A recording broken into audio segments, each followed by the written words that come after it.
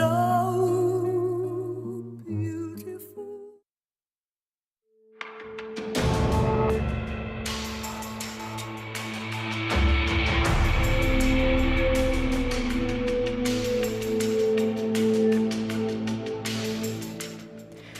최근 연예인 박나래 씨의 자택 도난 사건이 있었죠. 수천만 원대 규모의 피해를 입힌 도난 사건의 범인은요, 여러 건의 절도 전과가 있는 외부인이었습니다. 그런데 사건 초반에는요, 내부 지인 소행이 아닐까 이런 의혹이 제기됐었습니다. 수사 결과 절도 전과범이 범인이었던 거죠. 외부인 침입에 의한 유명 연예인 자택 절도 사건, 프로파일러와 이야기 나눠봅니다. 배상훈 프로파일러 전화 연결합니다. 프로파일러님 안녕하세요. 예, 안녕하세요. 방송인 박나래 씨의 자택 도난 사건, 이게 언제 사건이 벌어졌고 범인은 얼마 만에 잡힌 거죠? 그러니까 4월 4일로 이제 발표가 됐습니다. 왜냐하면 4월 8일쯤에 이제 신고가 된 거라서요. 이제 그리고 잡힌 거는 4월 10일 날쯤이라고 하니까 아마 그 박나래 씨 측에서는 그 도난 사실에 대해서 인지를 못했거나 늦게 인지했거나 아니면은 뭐 기타 다른 여러 사정 때문에 신고가 늦어진 것 같다는 생각이 듭니다. 4월 8일 날 아마 CCTV를 포함해서 이제 경찰에 그걸 전달을 했고 그걸 통해서 경찰이 수사해서 바로 검거한 것 같습니다. 네. 그런데 사건 초반에 이게 내부자, 그러니까 박나래 씨의 지인 소행이 아니냐 이런 의혹이 제기됐었어요. 그래서 일부 박나래 씨 진짜 친한 지인들 막 가짜 뉴스에 시달리고 막 그런 일이 있었거든요. 왜 초반에 내부자, 그러니까 지인의 소행이다 이런 의혹이 있었던 거죠? 보통 이제 이런 절도 사건 같은 경우는 사실 좀 많이 오해하시는 것들이 이제 뭐 외부 침입 흔적이 없다는 등 뭐 이런 얘기를 하면서 불확실한 정보들이 많이 오가죠. 특히 이제 연예인들 관련된 부분에서는 이 범죄 전체 규모라든가 아니면 뭐 연예인들의 속사정 같은 이런 부분들이 있기 때문에 사실은 그 연예인의 소속사 쪽에서 뭐 의도적인 건 아니지만은 뭐 여러 가지를 숨기려고 하는 부분들이 좀 있습니다. 근데 그런 것들이 일부 음모론으로 변화돼 갖고 이렇게 나타나는 거죠. 전문적인 절도범 같은 경우는요, 외부 침입 흔적이 거의 남기지 않습니다. 그것이 오해가 생긴 거죠. 외부인 침입 흔적이 없다. 이제 거기서 그런 뭐 가짜 뉴스가 좀 생겼던 건데, 그러면 이번에 잡힌 절도범은 전문 절도범이었던 거네요? 이게 본인은 이제 뭐 그냥 우발적으로 아니면 그냥 뭐 이렇게 얘기를 합니다. 당연히 그런 얘기를 합니다. 왜냐하면 본인이 전문 절도범이라고 얘기하는 범인이 어디 있겠습니까? 그러면 형량이 높아지니까. 그러니까 말하자면은 그냥 뭐 우연히 들어가서 이렇게 절도를 했다라고 하는데, 제가 보기에는 그리고 지금의 여자라든가 경찰이 아마 한남동 쪽에서 비슷한 셀럽이나 연예인들을 주로 하는 전문꾼들을 수사하는 과정에서 둘이 매치가 된 것 같습니다. 그러니까 사실은 원래 범인을 추적하던 팀이 따로 있었고 그 중에서 이제 CCTV를 제공을 통해서 확인해 보니까 비슷한데? 라고 해갖고 둘이 매치돼서 바로 검거하게 된 거죠. 그러니까 이런 방식인 거기 때문에 본인이 주장하는 것과 실제는 좀 다른 것 같습니다. 제가 보기에는 이 정도면은 셀럽이나 연예인들만을 주로 노리는 전문적인 꾼 같습니다. 이번에 체포된 절도범은 지난 3월에도 동일수법으로 전과 기록이 있고 다른 절도 사건으로 뭐 수사도 받고 있고 이렇게 보도가 나오던데요. 그러니까 절도 전과가 다수 있다는 거잖아요. 그러면 그것만으로도 전문 절도범이라고 말할 수 있는 건가요? 이 전문 절도범이라고 하면은 이걸 이렇게 표현하면 전종이 따로 있습니다. 예를 들면은 특정한 형태의 현금만 노리거나 아니면 폐물만 노리거나 아니면은 다른 형태의 그런 어떤 전자 관련된 부분 노리거나 이렇게 모두를 싹 들고 나오지는 않습니다. 이들도 자기 전공이 따로 있습니다. 그러니까 그걸 보기에 특히 이제 연예인들 같은 경우는 이런 경우가 있지 않습니까? 사실은 자기가 그것이 있다고 얘기하지 못할 수 있는 상황이 있을 수 있지 않습니까? 도난된 어떤 물품 중에? 예를 들면은 박나래 씨가 그렇다는 얘기는 아니고, 그렇죠. 예전에 뭐 재벌집을 털었던 전문 대도라고 하는 뭐 자칭 이런 사람들도 그렇게 얘기를 하고, 유영철 같은 연쇄살인범도 뭐 부잣집을 털 때는 왜 털었냐 그랬더니 어차피 신고 못할 거 아니냐 이런 방식으로 다양한 어떤 이유가 있어갖고 네. 그러니까 그런 것이 전종화된 범인이라고 아마 추정이 됩니다. 그래서 그 근처만 돌아다니는 범죄자인 것 같습니다. 그런데 이 절도범이 박나래 씨 집인 걸 몰랐다 이렇게 얘기했다던데요.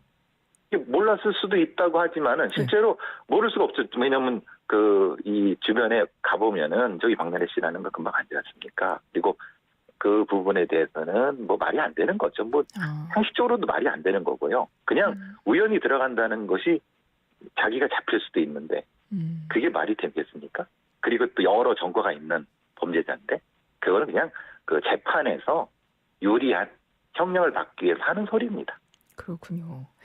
보통 영화나 드라마 같은 거 보면 이게 도둑, 그러니까 절도범들은 그러니까 집에 들어가서 물건 훔쳐 나오는 사람들, 뭐 창문 타고 넘어가고 막 그런 장면들 나오잖아요. 그런데 이제 유명 연예인 집 같은 경우는 사실 연예인들은 이제 사생활 침해도 있고 하니 보안에 특히 신경 쓰지 않습니까? 근데 이런 경우 어떻게 집에 들어가서 그것도 아무런 흔적을 남기지 않고 물건을 가지고 나올 수 있었을까요? 전문 털이범들은 그만큼 특수하게 훈련이 된 범인들이죠. 그리고 특히 박나래 씨 같은 경우가 안 좋은 것이 어떤 특별한 프로그램이 집을 공개하는 프로그램이지 않습니까? 또 그렇죠. 자기 집을. 보통의 어떤 이런 셀럽이나 연예인들은 자기 집보다는 소속사가 마련해준 사실은 다른 집을 공개하는 것이 보통의 관례였다고 제가 알고 있는데 이 프로그램 자체가 자기가 실제 살고 있는 집을 공개하는 거기 때문에 그건 매우 위험한 거거든요. 전문 털이범들은 그 몇 장면 봐도 어떤 보안시설이 어떻게 돼 있고 금방 압니다. 그렇죠. 사실은 그게 잘못된 거죠. 물론 그거는 그 프로그램을 만드는 사람들이나 아니면 소속사가 책임질 부분도 분명히 있는 거지만은 보통의 이런 상황에서 내가 어디서 자고 어떻게 뭐 담을 어떻게 갖고 오고 이렇게 하면 다 비치지 않습니까? 네, 보안시설이. 그럼 전문가들은요 금방 압니다. 그렇군요. 금방 알기 때문에 어떻게 침입할 건지 금방 압니다. 그러니까 이게 복잡하게 침입할 것도 아니고 예. 그러니까 사실은 그 박나래 씨 자체가 사실은 위험했던 거죠. 그렇게 방송을 하면 안 됐죠. 일단 방송에 나의 정말 사적인 공간, 정말 우리 집을 내부를 공개했다는 것 자체가 어쨌든 좀 노출된다. 범죄에 좀 노출되는 측면이 있어서 그거는 좀 신경을 썼어야 된다 이런 말씀이시고 그렇죠. 저는 궁금한 게 그러니까 흔히 이제 절도범들, 물건을 훔치는 사람들 있지 않습니까? 이 사람들이 그 과정에서 예를 들어 집주인이랑 마주쳤어요. 사람이랑 마주치면 갑자기 공격적으로 변화하거나 위험해질 수 있습니까? 그럼요. 당연하죠. 미국의 헐리우드 같은 데서도 유명인들의 집에 침입해갖고 자기는 뭐 물건을 훔친다고 했는데 마주치니까 당연히 그 권총을 쏘거나 아니면 가지는 무기로 그 상해를 하거나 이런 경우가 나타날 수 있죠. 근데 물론 그 범죄자들은 주인이 없는 시간을 잘 해갖고 들어오지만은 네. 사람은 모르지 않습니까? 그 안에 사실 일정이 없는 상태에서 거기 있을 수도 있고 그렇죠. 아니면 박나래 지인이 거기에 뭐 머물 수도 있는 거니까 가족이 네. 그 매우 위험했죠. 사실은 그런 일이 벌어지지 않았을 뿐이지 사실은 이런 어떤 침입 절도는 그런 어떤 강도의 위험성을 늘 상존하는 겁니다. 일반적으로 절도범들도 그러니까 자기가 어떤 예상치 못한 상황일 때는 갑자기 강도로 돌변할 수 있는 위험성이 항상 존재한다는 말씀이시군요. 얼굴을 보잖아요. 얼굴을 확인하면은 당연히 자기가 잡힐 거라고 하면 당연히 공격을 하겠죠. 근데 저는 이제 궁금한 것이 우리 이제 프로파일러님이 범죄 심리 전문이시니까 이런 절도범들이 그 집에 들어가는 그럼 심리는 뭔데요? 그런 거 감안 안 하고 들어가는 거 아닙니까? 아니죠. 그거는 이제 두 가지가 있을 수 있죠. 예. 그 셀럽이나 유명인들의 일종의 스토킹 같은 형태의 절도범. 거기서 자기도 하고 거기서 그 사람이 만졌던 물건을 같이 이렇게 느끼면서 그거를 가지고 나오는 그런 절도와 플러스 물질적인 부분까지 포함하는 두 가지가 다 상존하거든요. 네. 그러니까 말하자면은 앞서 말씀드린 것처럼 셀럽이나 유명인들은 현금이 얼마 없어졌다고 해서 이거를 사실은 외부에 공개할 경우 자기로부터 외부로부터 받을 비난이라든가 이런 부분들의 두려운 부분이 있기 때문에 일부는 뭐 신고 안 하는 경우도 덜어 있습니다. 그러니까 그런 것들도 포함하고 연예인들이 쓰는 물건을 자기만 독점적으로 소유한다고 하는 그런 심리적인 것도 존재하는 두 가지가 다 있어서 이런 경우는 일종의 중독적 상습범 이렇게 표현할 수가 있을 것 같습니다. 지금 절도 거기만 들어갑니다. 그러니까 그런 연예인들 있는 데만 들어가죠. 그러니까 절도범 중에서도 아까 말씀하신 셀럽의 집만 가는 전문 절도범을 지금 말씀해 주신 거죠? 예. 그렇게 해서 그거를 이제 느끼려고 하는 거죠. 범죄적 욕구가 거기서 나타나. 일반인 집은 들어가봤자 의미가 없으니까 이런 범죄자들은. 그렇군요.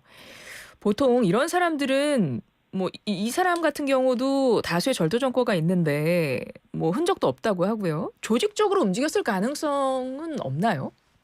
조직적이라고 하는 게 이런 거죠. 뭐 흔히 말하는 지금 얘기가 아니라 내부에 어떤 공모자가 있을 수 있냐 이런 말씀을 하시는데 거기까지는 아니라 하더라도 이런 전문가들은 사실은 뭐 두세 세 명 이상이 하지는 않습니다. 단독으로 움직이는 경우가 많고 대신 주변에 정보를 많이 얻죠.